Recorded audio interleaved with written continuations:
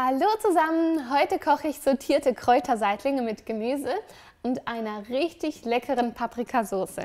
Los geht's! Zuallererst bereite ich die Marinade für die Kräuterseitlinge zu. Dazu kommt etwas Erdnussöl in eine große Schüssel und dann kommen die getrockneten Kräuter dazu. Am besten selbst getrocknet und aus dem eigenen Garten. Majoran, Oregano und Basilikum. An Gewürzen kommt außerdem Kümmelpulver dazu. Es gibt ja viele Menschen, die Kümmel nicht so sehr mögen.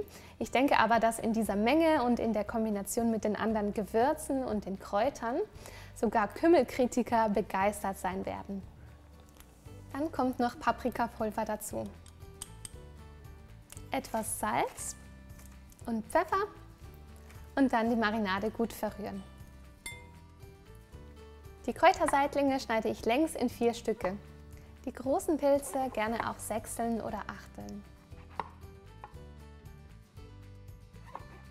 Dann die Pilzstücke in die Marinade geben, alles gut vermengen und während 20 Minuten marinieren. Für die Soße erhitze ich in einem kleinen Topf die Sojasahne, Gemüsebrühe, einen Teelöffel selbstgemachtes Bratensoßepulver. Dieses ist natürlich vegan und komplett ohne Zusatzstoffe. Ihr könnt alternativ zum Bratensoßepulver auch selbstgemachtes Pilzpulver nach unserem Rezept verwenden.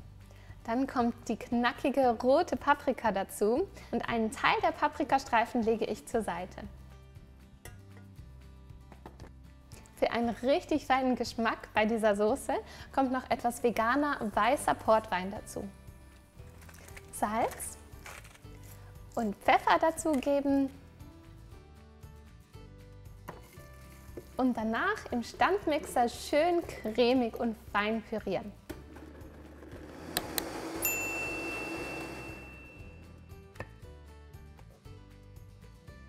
Die Soße dann zurück in den Topf leeren, abdecken und warm halten.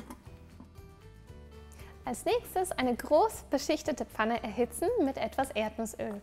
Darin werden dann die marinierten Kräuterseitlinge, die Paprikastreifen, Schalottenstreifen sowie halbierte Cherrytomaten scharf angebraten, während ca. 2 bis 3 Minuten.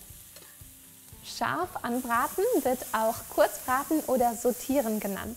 Sautieren kommt übrigens vom französischen Wort sauter, was so viel bedeutet wie springen. Wichtig beim Sautieren ist, dass die Pfanne so richtig heiß ist, bevor die Pilze und das Gemüse hineinkommen. Zum Schluss dann nach Belieben salzen.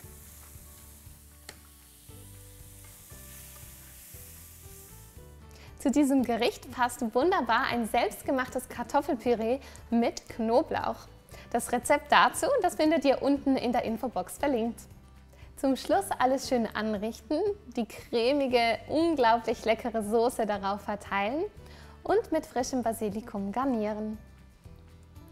Ein tolles, bodenständiges Gericht, das dich und deine Liebsten umhauen wird. Probier's aus!